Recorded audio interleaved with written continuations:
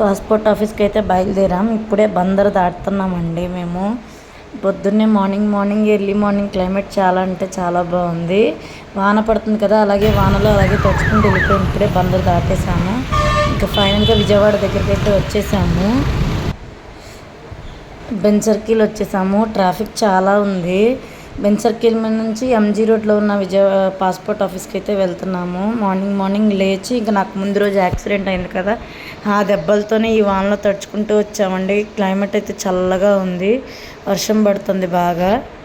First అయితే పశువుల hospital దగ్గర కార్వే ఉంటుంది కదా, అక్కడికి వచ్చామండి. ఎందుకంటే నాది ఆధార్ కార్డులో నేమ్ మార్చుకోవాలని అక్కడికి వచ్చాము. లోపలికి వెళ్తుంటే అక్కడ చాలా క్రౌడ్ ఉన్నారు. నా ఆధార్ కార్డులో బావ పేరు యాడ్ చేయాలని వచ్చాము. ఇట్లా కెమెరా వచ్చేసింది. తర్వాత కార్వేలో అయిపోయినాక ఇక్కడికి వచ్చామండి. విజయవాడ మాంటిసోరీ ఆపోజిట్లో ఉంటుంది, అంటే రైల్వే స్టేషన్ ఉంది కదా, దాని ఆపోజిట్లో ఉంటుంది పాస్పోర్ట్ ఆఫీసు. ఇక్కడికైతే వచ్చేసాము. ఇంకా బావా నైని గన్ను వెళ్తుంటే ఇంకా లోపల చాలా క్రౌడ్ అయితే ఉందండి. జనాలు బాగా రష్గా ఉన్నారు. ఇంకా మా అందరం కలిసి లోపలికి వెళ్ళిపోయాము. టిఫిన్ చేసాము. మేము వెళ్ళిన కాడి నుంచి గణనిక ఒకటే గోల, ఆకలి అని.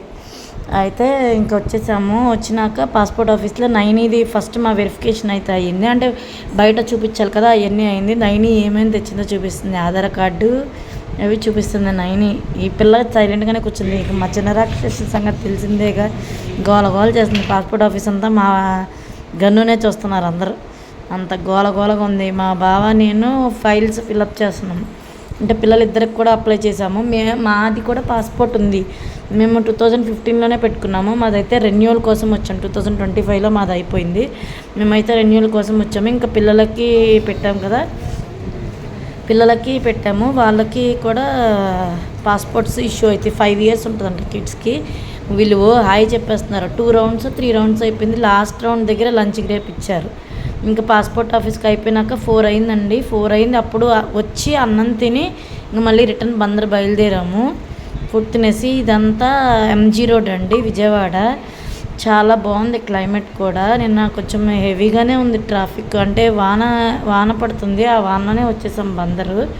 నిదానంగా బయలుదేరాం, ఆగుతా వచ్చామండి. బందర్ అయితే వచ్చేసాం. వర్షం పడుతుంది బాగా.